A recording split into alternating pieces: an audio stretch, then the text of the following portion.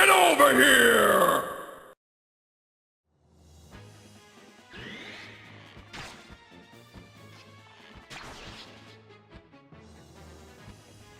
I'm trying to think of, like... In Fates, you had Iago. Iago didn't really do anything special for me. Yeah, I guess that's another... Because I'm not always sure what it is about Fates that disappoints me so much, but it's not doing great in the villain category either.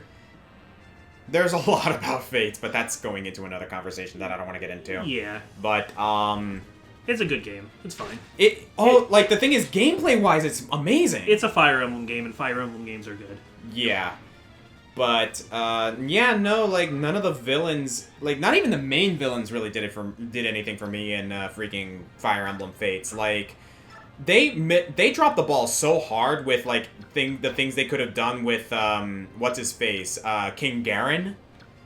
And even then, it's like... I kept expecting a twist with Garen that never came. Exactly. And they kind of just, like, made him this mwahaha mustache twirly villain at the end of it. But then they tried to, like, make it so that, oh, well, he was this way because of this, this, and this. And it just doesn't work.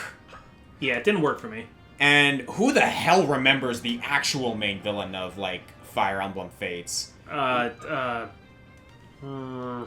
that big old demon dragon guy dude, whatever the frick he is. And, like, no one remembers him because no one cares. I don't know if it's I don't remember him because I didn't like it, or I don't like it because I don't remember him. It's like a self-fulfilling prophecy at this point. Kind of. I don't want to dunk on Fates too hard, but... I do. He always says he doesn't want to talk about Fates, but then he starts talking about Fates. That's because the thing is, like, okay. I don't want to talk about it. And another thing. It's one of those situations where, like, no, I don't want to rip too hard on it, but I feel like I have to because I care too much. It's the siren song of complaining about stuff. Uh-huh. Because you know you'll never stop. But you know this. You know what I mean, though, right? Because it's like, you know, I want to, like, just let it go and not care, or, like, not rib on it, but I rib on it because I care so much, because Fire Emblem means so much to me, and I see Fire Emblem Fates as, like, having so much unbelievable potential. It had all the makings of, like, the greatest Fire Emblem game to date, of that time, and they screwed it up. And I'm just, like, so mad about it, because it's like, oh man, they had everything set up. I try not to say that Fates is bad, objectively, but it's definitely, like, amping up all the things I didn't really like about Fire Emblem, and, like, diminishing a lot of the things I did like about it. Mm-hmm. I get how that's, like, a choice, and some people like it this way.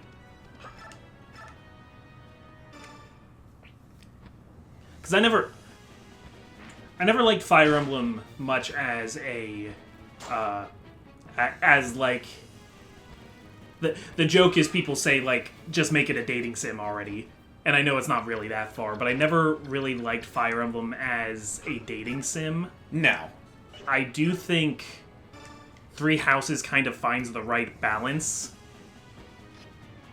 And it's the perfect setting for that kind of thing, too, because it's a school setting. Yeah. What do people want to do while they're at school? They want to date people. Three Houses is an example of Fire Emblem focusing on a lot of the stuff I don't care as much about in Fire Emblem, and being, like, it's not the kind of Fire Emblem that made me start liking Fire Emblem, but I think it's done really, really well.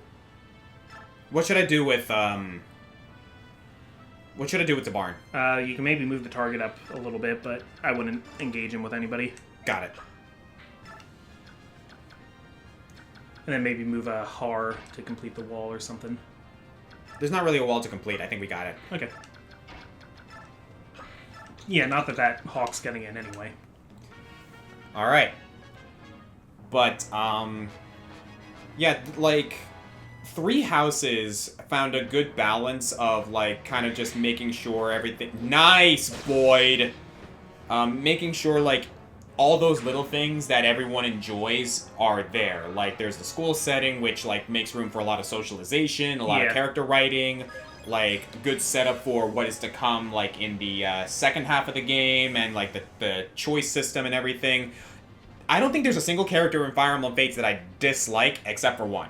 There's only one character I can think of that I actively dislike. In Three Houses, you mean? In Three Houses, yeah. Yeah. There's only one character I can think of that I actively dislike in Three Houses. Is it Catherine? Yeah, it's Catherine. Okay. But we talked about this once. Yeah. Yeah, but even then, like... It's not that I dislike Catherine, it's just she's not what I wanted her to be. There are several reasons that, like, about Catherine that just bug me. But, again, like, I also understand that that's a personal thing.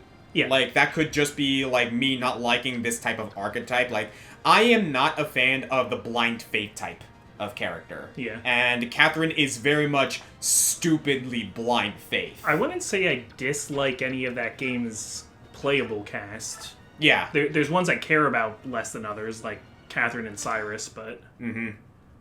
Is that his name, Cyrus? Cyril. Cyril. Yeah.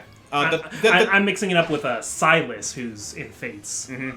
The thing about Cyril is that Cyril is the blind faith type character, but in his case, it kind of works. Well, he's a little kid, and it, like... Exactly. He's a little kid, and he feels like he owes Rhea a debt. And I'm like, okay, yeah, this works. I can totally see the blind faith type character being established in this way. It doesn't work for Catherine, in my opinion. Well, I think it makes sense. It just makes Catherine very flawed in a way that... I don't think it's the most interesting choice they could have made. Exactly. And, like, it's kind of ironic, too, because it's like, I look at her... I look at her opposite, the other side of her coin, which is, like, Shamir. Yeah. And holy crap, they did really well with Shamir's character. I like the fact that she's this no-nonsense mercenary who has no allegiances, but she eventually grows to be like, oh, hey, I eventually do establish an allegiance if, like, you know, you recruit her into your ranks. Yeah. And I like that about her. I guess if I had to break down different styles of Fire Emblem,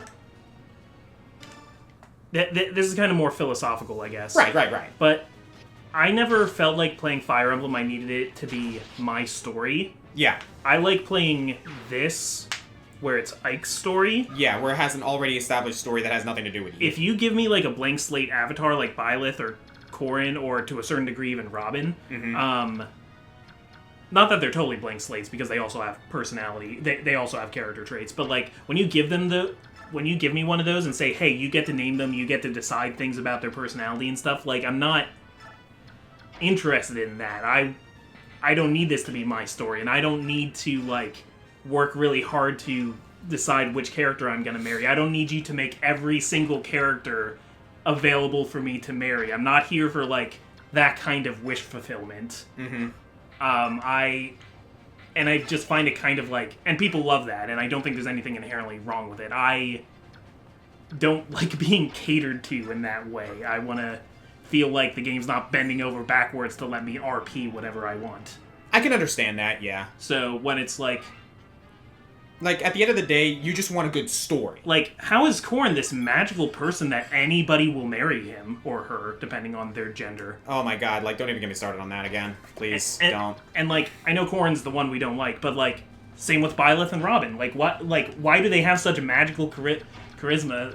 In real life, you're not going to have a shot with Angelina Jolie, no matter how many times you talk to them. Yeah. I will say this, like... I can kind of, like... nuts, I messed up with Ronald, but that's okay. I can get him out of there. And that's why you see things like where characters who are LGBT in these games can't just be gay. They have to be bi, not that there's anything wrong with bi representation. We need more of that, too. But I get the sense that, like... You know, if, trying to think of an example. So if Dorothea... Yeah. Because Dorothea can marry... can marry Byleth at the end, whether Byleth's a man or a woman. I believe Dorothea is bi, yeah. Yeah. And only Byleth, for the record. It's not like there's other... well, that game doesn't really have other romantic support, so bad example. But anyway... I know what you're getting at, yeah. Yeah. And I think the reason why is because... They're putting more LGBT representation in, which is a great thing. Oh no. Don't tell me I killed Nephany with my SJW talk. That sleep kind of, like, screwed her over. Oh, no. No, she's fine. She's got defense. Her defenses are good here. But does she have enough to... Oh my gosh. Okay, that got close. I didn't realize that what the situation was there. She's fine. She's fine. Oh, dang. That got dangerous. I forgot about that sleep staff again. Nice work on the boon, though. Okay, that... Ana with the boon, bringing her right back up. Okay, that was close. Damn you.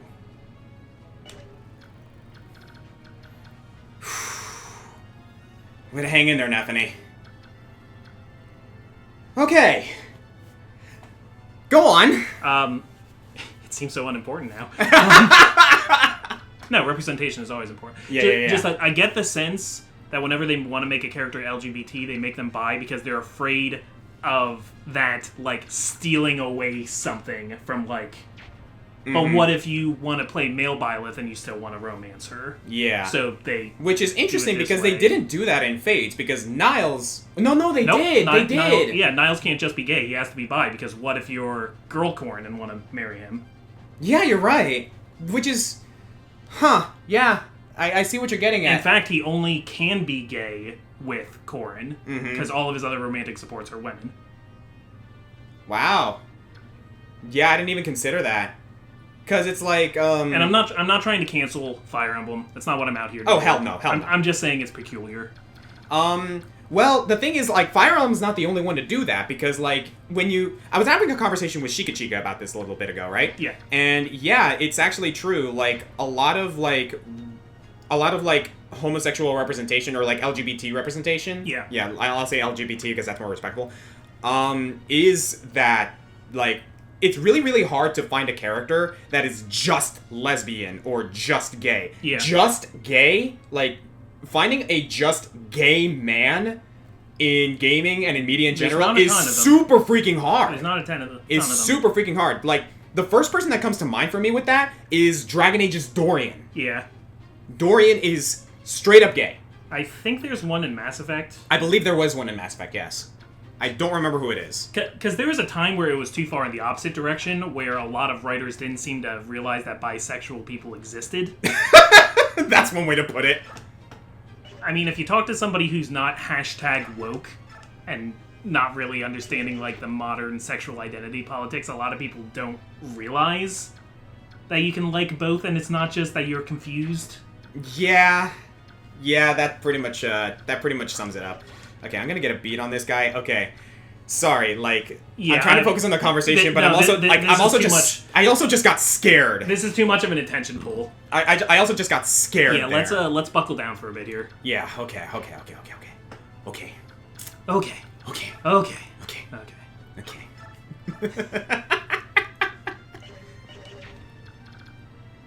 Yeah, I don't want to put anyone with low resistance in that range, because that's in range of the bolting.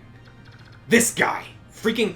We're gonna have someone, like, take that sleep, unfortunately. Yeah. So, here's what we're gonna do. Rolf, I need you to pull a miracle here.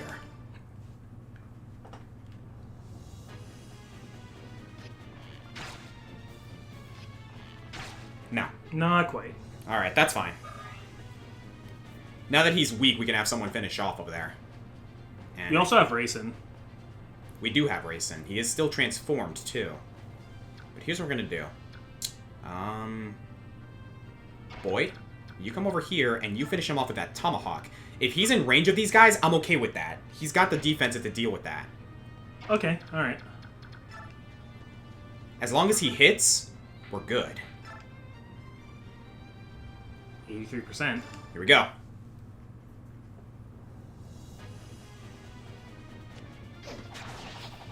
There we go. Now for everything else, we're going to bring people back, and as long as we stay out of range of that bolting, we're good. Okay. Everyone else, like, that I will keep in range, has the physical defenses to deal with these ravens. The thing is, like, I would love to have someone come over there and finish off that. Like, I would love to have Ike do it, but then he's going to deal with all of this crap. Yeah. So no thank you. I wouldn't mind having Ike step forward, however, and just take out one of these ravens. He can take a bolting to the face. Yeah. We need to get you out of here. Yeah, just move her back. Take her out of the equation.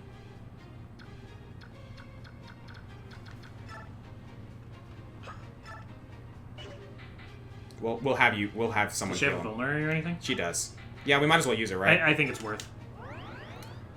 Nethany, thank you for surviving that, because that was close. Maybe you could have Ilyana or somebody move back and heal, but let's make sure we know what we're doing in the front lines first. What if we move Aina out of the way? She's not helpful. And maybe have Soren finish off the tiger. Here's the thing: I don't want any of our mages in range of these hawks. Well, yeah, but then we These can ravens. then we can put a wall around Soren. We also have a guerrilla tactics mist, We do. which is like a guaranteed kill something. Well, kind of. She's got 2 charges left on that sonic sword. Okay, so we got one. We got one guaranteed kill something. Mm-hmm. Let me see what you can do, Har.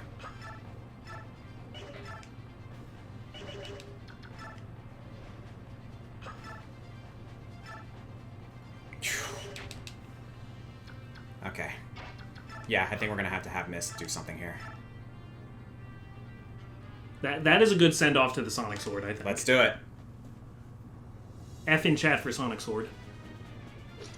Well, you discussed this last time, or during the preparations of this chapter. We may have used up the Sonic Sword, but next chapter we can equip her with the Rune Sword. Yeah, I think that's going to be Mist's weapon for the finale. I agree. And you could also just give her regular swords because she's got 18 strength now. I did not realize that she was gonna get that. That's kind of so insane. dumb. Okay. Rolf, I feel, can take a couple of hits. Who's Joffrey carrying? Joffrey's carrying Ronolf.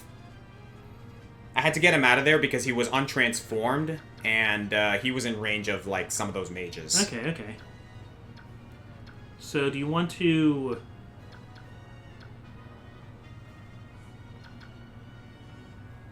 Can you maybe tomahawk somebody with Har?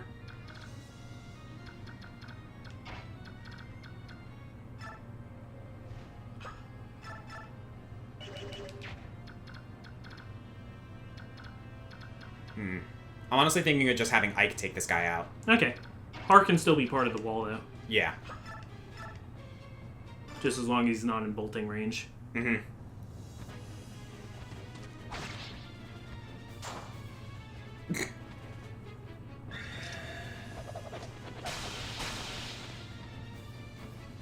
Yeah, Ike's having none of this. Alright, Ilyana.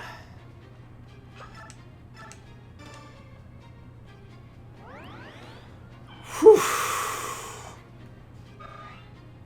Good work. Yeah, everything really changes when you get hit by sleep. What does he have? He has runoff still? Mm-hmm. Okay, let me see. 1, 2, 3, 4, 5, 6, 7, 8, 9. Good. Well, first of all, let me check something.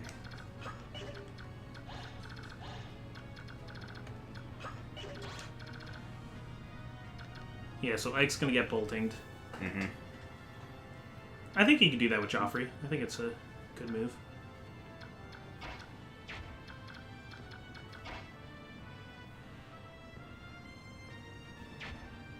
Let me check. 1, 2, 3, 4, 5, 6, 7, 8, 9. Not what I want.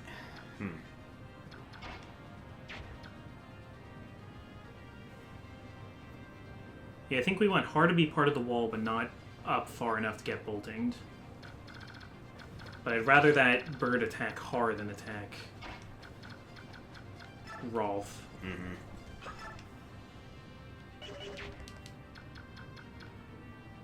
I have an idea. Let me try something.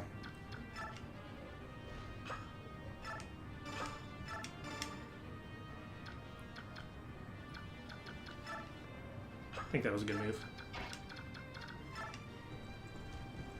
No, don't move like that. It's still the same amount of movement used.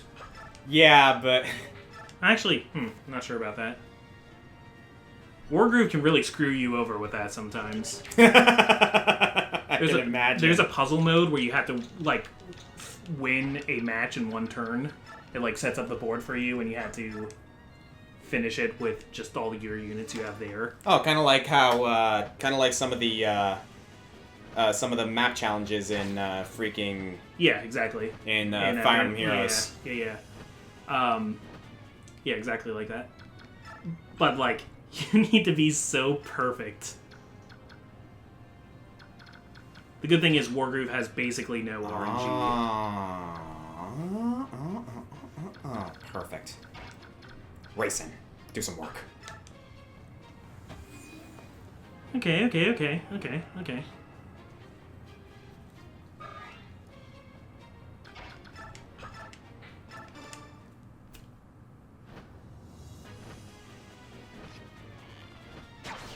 Whew! There we go. Do Lagoos transform back into human form when they die? That's a good question. I bet there's an answer. I bet it happens somewhere that you can see.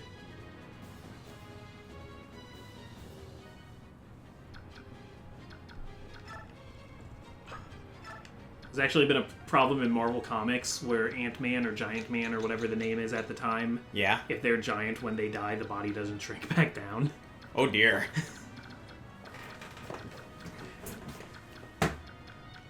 During Civil War, Goliath gets killed by a robot doppelganger of Thor called Ragnarok. Mm-hmm. And Goliath is in giant form when he dies, and they, like, have a really hard time burying him. It's, like, supposed to be really depressing and morbid, but it's kind of like... Nice. No more sleep staff. Yep. Oh, longbow. I also will say this real quick. Yeah? And thank you for, listening to our opinions on, like, LGBT representation and stuff. Like, yeah. I try to be an ally. I like talking about it. But also make sure that you're listening to actual LGBTQ plus voices and not just straight guys talking about it. Because we try our best, but we don't actually have that perspective. I actually had a bit of a lesson given to me yesterday about pansexuality. And it's like, a lot of, like, pansexual... Like, it's like a Venn diagram. Pansexual and bisexual kind of intersect. But yeah, there's a lot of debate on what the actual... So from even in the community. From what I have been led to understand, okay, bisexual is that you have a sexual attraction to a man and a woman, kind of like for different reasons on both ends, right? Yeah. Pansexual is you don't care about the gender. Yeah. You love both equally, no matter what the stipulation is. Like, gender means nothing to you. Yeah, you're not attracted to the genders themselves. Yeah. That's probably the most effective definition of it, I guess, yeah. Yeah, so someone like, say, Dorothea or Edelgard would be bisexual. You want to know a good example of a pansexual character? Okay. The Iron Bull. Yeah, that makes sense. Mm-hmm. It was actually really cool because, like, again, I was having this conversation with yesterday. It's more the psychology of it than what you would actually... Exactly. Than who you would actually go out with. Like, I was having a conversation with Chica about this yesterday, right? And the idea is, like, there was this one... Ooh, that guy's got a rune sword. I gotta put a beat on that. But, there was this one conversation that the Iron Bull was having with Cassandra in the game, right? Yeah. That kind of confirmed it. So it was like, so long story short, the Iron Bull has the hots for Cassandra. Because, she is and who could blame him? Yeah, who could blame him? Because Cassandra's a badass. She's, like, very strong, she's very dependable, she's really, really cool to be around, and, like, the Iron Bull and Cassandra kind of... Like, the Iron Bull has commented that Cassandra would make a good Qunari. Okay. So, there was this one conversation... Which Qunari is, like, the person who's the big... The warrior that represents that church of the Qunari, right? No, the Qunari is the race. Oh, okay, so, like, if she was a Qunari, she'd be great at it. She'd be a great Qunari. Okay. Yeah. But the idea... So that's like Gimli saying, like, too bad you're not a dwarf. Exactly. Though, again, Iron Bull doesn't give a crap. Yeah. Like, he was just giving her a compliment in that, like, you would make a really good Qunari because, like, you're strong and you're dependable and, like, that kind of thing. Okay, so it's more like Darunia going to Link and being like, you fight like a Goron, brother. Exactly. So the conversation kind of went like this. It was like, Cassandra was commenting and is like, I'm surprised that you're fine fighting alongside a woman, Iron Bull. I am to understand that in the Qun, women don't fight. And so he follows up with, I might as well do the voice. If a woman really wants to fight and has a talent for it, she becomes what's known as an Akuna Flock. The Akuna Flock fight alongside the men on the front lines and is treated as a guy. She becomes a man, for all intents and purposes. But surely she would not physically become one, right? Doesn't matter. In the Qun, your role is everything. So does that mean that you see me as male? Depends. In or out of your armor. That was like, yeah, so the Iron Bull doesn't really see Cassandra as man or woman, like, depending on the situation, obviously, but he just really likes her. That's an interesting way to look at it. And I was like, huh, that's actually kind of cool. So yeah, like, I will say this, BioWare has really, really good LGBT representation. From what I could tell, it's pretty solid, yeah. Mm-hmm. Alright, so now, I gotta focus! I'm having fun with these conversations. The problem is that bolting. At this point, I think I'm gonna play guerrilla tactics like before. Yeah. Perfect. So yeah, like, at the end of the day, people, support your LGBT community. There's also the big question about, like, how much gender identity should matter. I think the best rule of thumb is to, disregard gender norms but respect gender identities. That's a good way of looking at it. Is, like, the really quick, easy rule of thumb. Mm-hmm.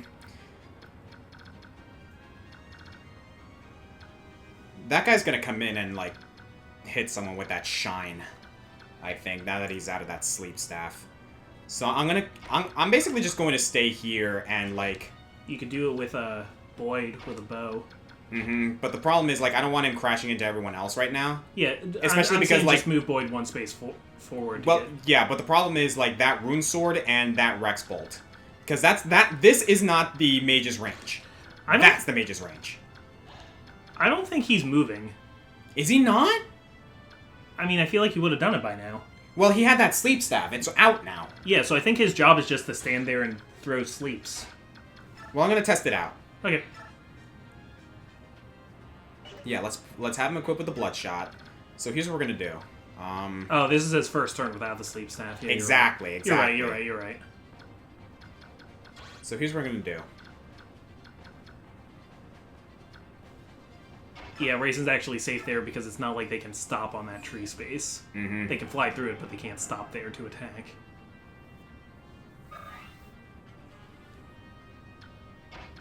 Oh, I got a good idea here. So here's what we're gonna do. So that's the range of the bolting, right? How about we have him deal with it? Yeah, that sounds great.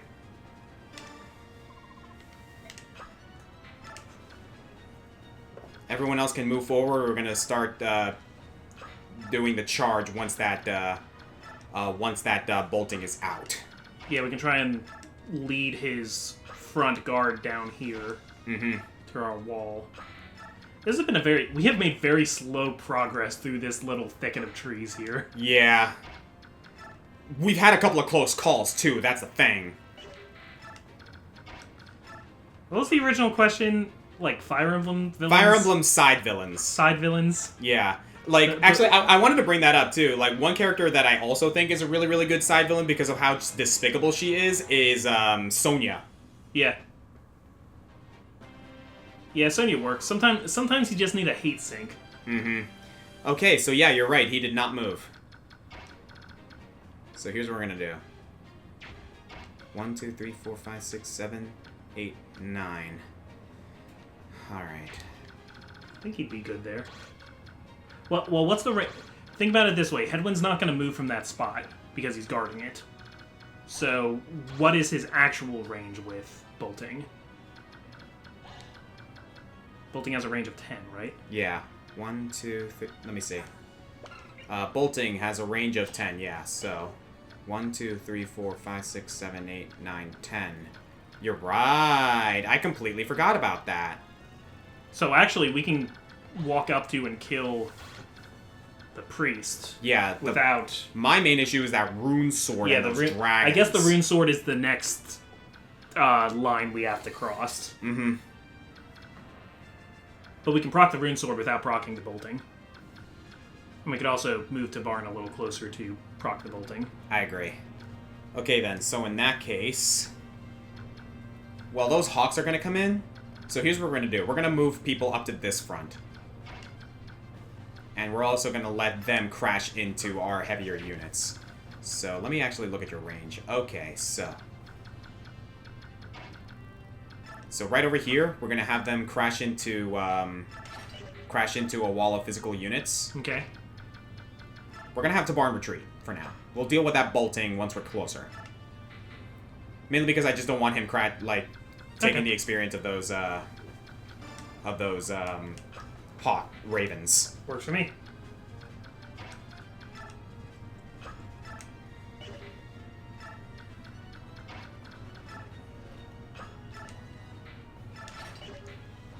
Whew, yeah, this has been a bit of a stressful chapter, I'll admit. Beautiful. So yeah, just move people forward. Chant for the experience.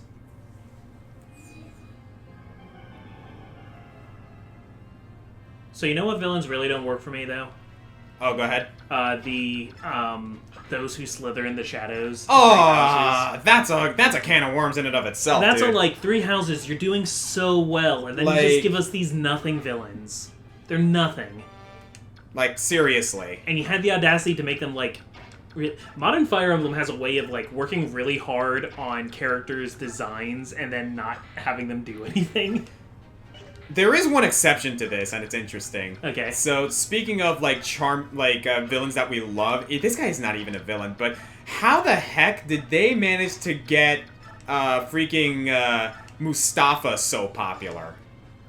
I don't think they intended it. That Mustafa was, for one chapter only, and it was the best chapter in the entire Awakening game. Yeah, Mustafa's just a one-off, but wow! Because it's not even the character itself, it's just everything about the mood of that mission is perfect. Like... The rain, the music, the narrative context. Like, wow.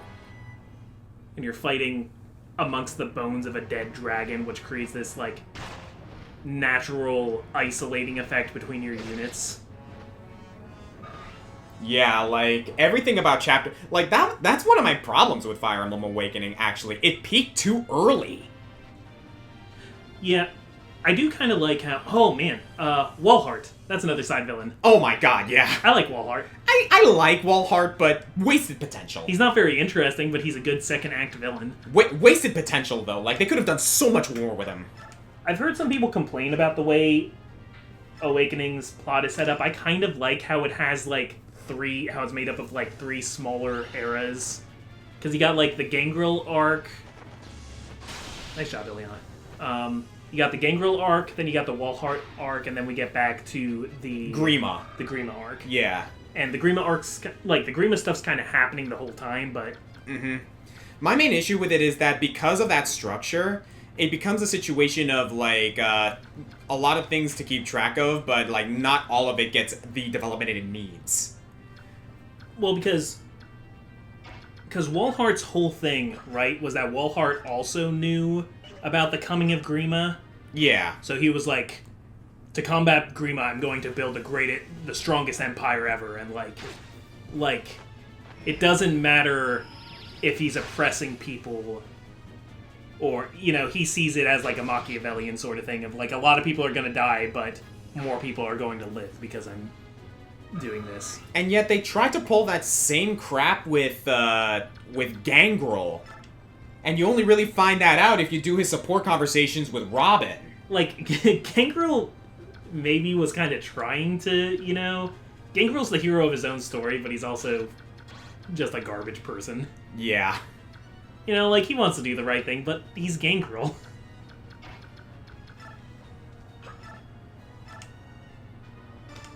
That's pretty much the extent, yeah. But, you know, you get your, like... I guess none of the villains in Awakening are, like, super well explored.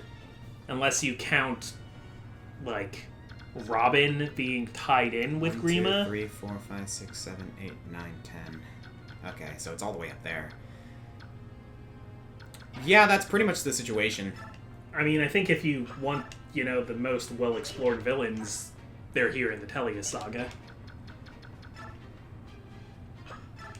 Yeah, because, like, again, like... You got the Black Knight, you got somebody who turns out to be a villain later that I won't spoil. The four riders, kind of like how, like, Blazing Sword had the 4 fangs. Yeah. You know, that kind of thing. And all of them are, like, really, really interesting. Like, one way or another, like, yeah, you kill off Patrine, like, halfway through the game, but Patrine is still a very memorable villain. Yeah.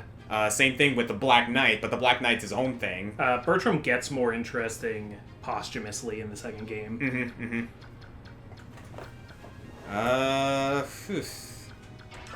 But yeah, like, especially the Black Knight.